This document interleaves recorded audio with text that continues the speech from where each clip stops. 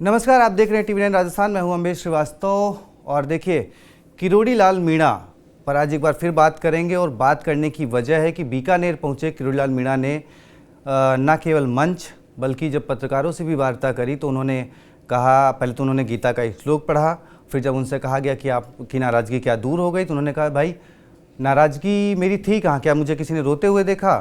और फिर बोले कि अब मैं सक्रिय रूप से वापस मंत्री बन गया हूँ। क्या कुछ पूरा घटनाक्रम रहा, कैसे ये सियासी बवाल उठा? प्रायोजक हैं cancer healer centre, new beginning. देखिए एक रिपोर्ट और उसके बाद फिर चर्चा करेंगे अपने senior executive producer Pushkar Chauhan sir से। तो बोले देखिए ये रिपोर्ट। तो क्या कहेंगे अपनी कर्म भूमि में आने के बाद क्या फील कर रहे हैं? कर्म करेंगे, कर्मण्यवादी कार्यसु मां फलेषु कदाचन। आपकी नाराजगी दूर होगी। मैं कब नाराज था? आपने कहा सुना मेरे को रोते हुए? मैं हंसते हुए रहता हूँ। आज आपने एक बयान दिया कि मैं सक्रिय मंत्री के रूप में हूँ, तो क्या माने इसका बयान? क्या आज बयान से बीकानेर से सक्रियता चालू मंत्री के रूप में? गीत का श्लोक, नाराजगी पर जवाब और आज से मंत्री के रूप में सक्रिय। बाबा किरोड़ी लाल मीणा का इसे यू टर्न कहें या फिर दिल्ली आलाकमान से मिला कोई आदेश, जिसके चलते बाबा किरोड़ी के सुर बदले बदले नजर आ रहे हैं। सोमवार को विधानसभा का अंतिम दिन था। 40 दिन के लिए चली इस विधानसभा से जनता के बाबा और सरकार के मंत्री किरोड़ी लाल मीणा ने बीमारी की वजह बताकर छुट्टी ले रखी थी। वो बात अलग है कि इस बीच में बाबा किरोड़ी महाकुंभ में दर्शन से लेकर दिल्ली में आलाकमान से मुलाकात करते रहे।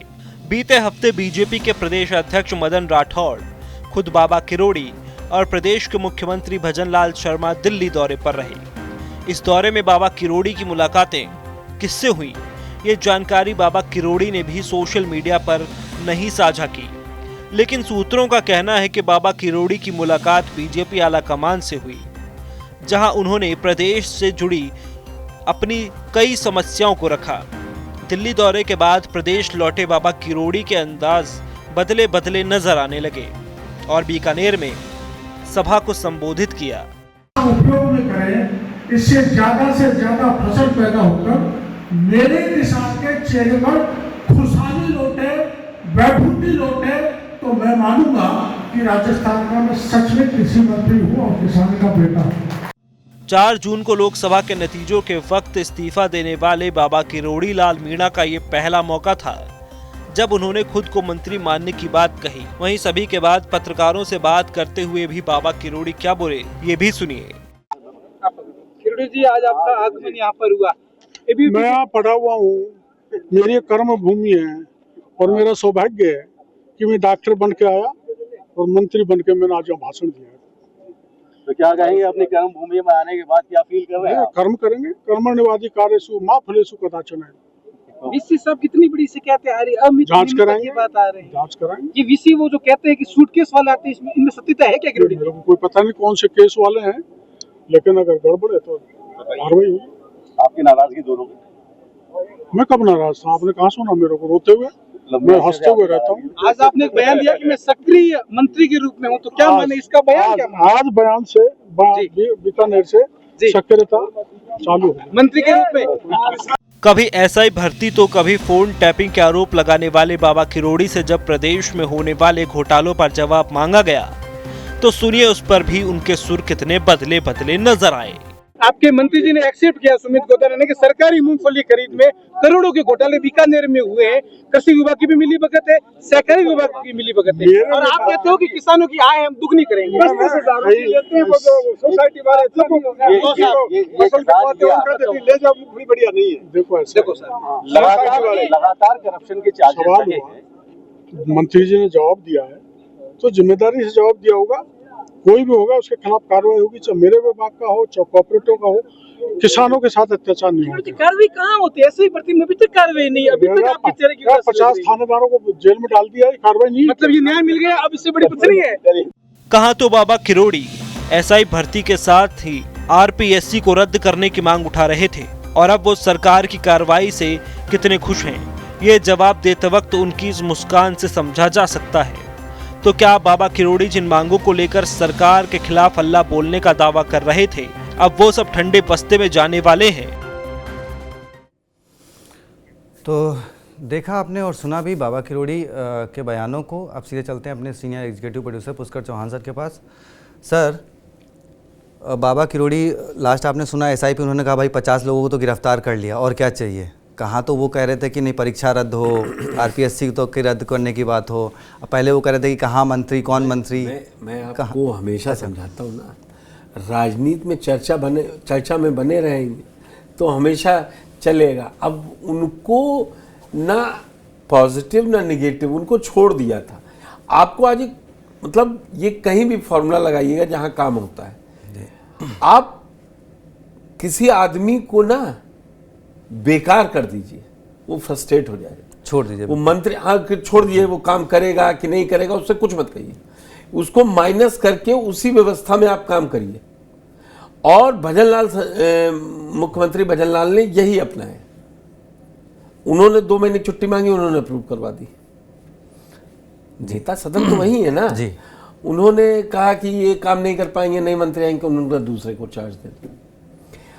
अब आप धीरे धीरे 4 जून से आपका कभी यहाँ कभी ना, कभी यहाँ कभी ना, 9 महीने बीत गए जी। आज 25 मार्च पे हम लोग 26 मार्च पे खड़े हैं। अप्रैल मई जून 4 जून नतीजे आए थे जी। तो कितना मतलब। और अब सबसे बड़ी बात, उसके बाद अच्छे नंबर से जीत गए उपचुनाव बीजेपी। और आप देखिए, आपने कल शो किया कि कैसे अब हनुमान बेनीवाल राउत को लेके, राजकुमार राउत को लेके बीजेपी की तरफ मुंह देख। भाई 5 साल विपक्ष के नेता आपको बहुत मानता है, अपने घर चाय पिलाता है और सब पूछता है, होगा क्या, वो देगा क्या। इसीलिए जो सत्ता पक्ष होता है, सरकार है, उसके पास किसी के लिए भी देने के लिए बहुत कुछ है। अरे डीएम एसपी को कह दिया कि अब किरोड़ीलाल मीणा जी का फोन आए, हर काम तुरंत होना चाहिए, खत्म हो गई बात। टॉप टू बॉटम चला गया कि किरोड़ी जी कह रहे हैं कि डीएम को ये करना है, ये हो जाएगा। भाई आप लेके तो लोगों की जन समस्याओं को और उन्हीं के मुद्दों पर बात करते हैं ना जी। पर्सनली तो आप सोर्स लगवाएंगे नहीं कि पहुंचवा दीजिए रुपया। लेकिन सर, अब एक सवाल ये भी है कि जो लोग टंकी पे चढ़े थे, आपको याद होगा उपचुनाव के मतदान से 2 दिन पहले, और वो ये हुआ था कि एसआई भर्ती परीक्षा रद्द हो। वैधानिक चेतावनी वर्ड सुना है? नेताओं पर विश्वास करें तो उसमें लिखा होता है वैधानिक चेतावनी, अपने रिस्क पर विश्वास करें जी। बाकी 5 साल के लिए सत्ता तो है ही उनके पास। सत्ता ही क्या हो जाएगा। आप ये समझिए कि अब वो ये देख रहे थे, मदन राठौड़ के हो रहा था, और जिस हिसाब से चला कि वसुंधरा का दबदबा रहेगा, वसुंधरा राजेगा, तो उन्हें लगा कि अब तो कतई पर कट जाएंगे। भाई उनके और वसुंधरा राजे के 36 के आंकड़े को कौन नहीं जानता है जी सर। लेकिन समय कुछ ऐसा रहा कि वो इधर उधर रहे। जब वो अब फिर जब संकेत मिलने लगे कि वो बड़ा बनने जा रही हैं, उनके करीबियों को निगम का अध्यक्ष और या खाली मंत्री पदों पर नियुक्तियां दे दी जाएं, या कहीं जो उनके काम है रुके, तो फिर किरोड़ीलाल मीणा को लगा कि अभी तो सचिन पायलट से झगड़ रहे हैं दौसा जीतने के लिए, अब वहाँ पर पहुँच जाएंगी वसुंधरा जी, तो ये एक नया तैयार होगा। उन्होंने अपने आप को लोगों से बात की होगी, और मुझे लगता है कि इसमें आला कमान की भूमिका रही, जैसा आपकी रिपोर्ट में था। आला कमान ने उनको बहुत ज़्यादा तवज्जो दी नहीं। और जब वो वही होता है ना, पतंग जब वो कहते हैं कन्ने से कट जाए, हत्थे से कट जाए, तो वो लूटने के लायक भी नहीं रह जाती ना जी। अब वो उनकी पतंग तो सीधे डायरेक्ट वो बता रहे थे मेरी मोदी जी से, अमित शाह से, वहाँ से रिस्पॉन्स मिल नहीं रहा, अब कौन कर देगा। अब जब मोदी और अमित शाह मिल नहीं रहे तो नड्डा जी खुद ही कह देंगे नहीं तुम ही कर लो जाके, नहीं कहेंगे ना। नए चुनाव भी हैं अध्यक्ष के होने हैं, राष्ट्रीय अध्यक्ष के, तो मुझे लगता है कि ये किरोड़ीलाल मीणा का एक सधा हुआ स्टेप है। इस पे अब उनको थोड़ा मीडिया के सामने झेलना पड़ेगा। आप जैसे पत्रकार उनसे पूछते रहेंगे कि आप बताइए। अब आपने किरोड़ीलाल मीणा का सधा हुआ स्टेप बताया, मैं यहाँ पे थोड़ी सी आपसे समझना चाहूँगा कि भजनलाल शर्मा जी के बारे में इसमें क्या सोचते हैं कि अपने 1.5 साल के कार्यकाल में उन्होंने बड़े बड़े नाराज नेताओं को मना लिया, बड़ी बड़ी योजनाएं वो कर लिया नहीं। मैंने आपको मैंने क्या सबसे पहला एग्जाम्पल बताया कि जिसको काम देना है उसी ने काम रोक दिया, बात ही नहीं कर रहा था, फाइल ही नहीं ले रहा था, नहीं है दूसरा कर देगा। तीसरा कर देगा। नहीं तो वही मतलब इसमें भजनलाल शर्मा जी की तारीफ की उन्होंने पता है कि हाँ वसुंधरा जी के पास एक बार नहीं, 2 बार नहीं, 4 बार जाना पड़े तो जाना चाहिए, लेकिन हाँ इनको आपको एक बात बता दें, कांग्रेस के एक प्रधानमंत्री रहे, उनको मौनी बाबा ही कहा जाता था जी। कोई मुद्दा पूछ को ले जाकर वो कहते हैं समय सब सेट कर देगा, टाइम विल डिसाइड। और वो एक समय आने के बाद वो चीज़ खत्म हो जाती है। मान लीजिए आज आपको 10 लाख रुपए की जरूरत है, सपोज टू बी जी, अब वो आए 10 लाख आज से 15 साल बाद, एक तो वो वैल्यूएशन घटी, दूसरी आपकी ज़रूरतें अब पूरी हो चुकी हैं, तो उस 10 लाख का क्या होगा? जो वैल्यूएशन गिरी और आपका काम हो गया। तो जब समय पर चीज हो वही अच्छी होती है। अब हनुमान बेनीवाल कह रहे हैं ना राजकुमार राउत का हाथ पकड़कर जी कि मैं तो उनको भी समझ में आया, किरोड़ीलाल मीणा को भी, कि पता लगा कोई दूसरे हाथ पकड़ गए तो यहाँ तो अगला मेंबर ही भी नहीं है जी। तो अब अगर सर जैसे उन्होंने कहा कि भाई ठीक है, अब एक वक्त होता है कि भाई ठीक है आप 4-6 महीने काम करते हैं, फिर विधानसभा होती है जहाँ पे जाके आप जनता विपक्ष के द्वारा उठाए गए सवालों का जवाब देते हैं। बतौर कृषि मंत्री या आपदा प्रबंधन मंत्री कई सारे सवाल उठे जो हमने उठाए थे। कहता हूँ मैं, आपके हर सवाल वाजिब है। मैं ये कहता हूँ मुख्यमंत्री ने जब आधिकारिक तौर पर छुट्टी दे दी, तो फिर जब आप आधिकारिक छुट्टी पे चले गए तो क्या चल रहा है क्या नहीं चल रहा है उसकी जिम्मेदारी है वो डायरेक्ट। तो अभी नहीं आया है, जब आएगा तब का तब देख लेंगे।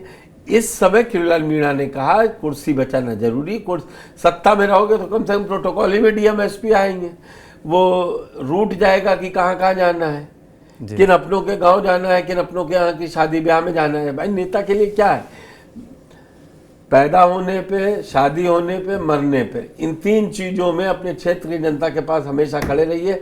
वो कहेगा आपसे बढ़िया नेता कोई नहीं है। जी चलिए, किरोड़ीलाल मीणा अब अगर ये कहा जाए कि देर आए दुरुस्त आए, या सुबह का भूला अगर शाम को घर आ जाए तो उसे भूला नहीं कहते शायद। मैं ये कह रहा हूँ वो भूलने वाले हैं, तो देर आए दुरुस्त आए ठीक रहेगा। चलिए तो देखते हैं, बाबा सक्रिय मंत्री के रूप में वापस आ गए हैं, अब वो जनता के बीच में फिर जाएंगे। और वैसे आज मुख्यमंत्री भजनलाल शर्मा जी ने पूर्व मुख्यमंत्री अशोक गहलोत के ट्विटर पर एक प्रहार किया, जिसके जवाब में अशोक गहलोत ने भी खूब लंबा चौड़ा एक ट्वीट किया।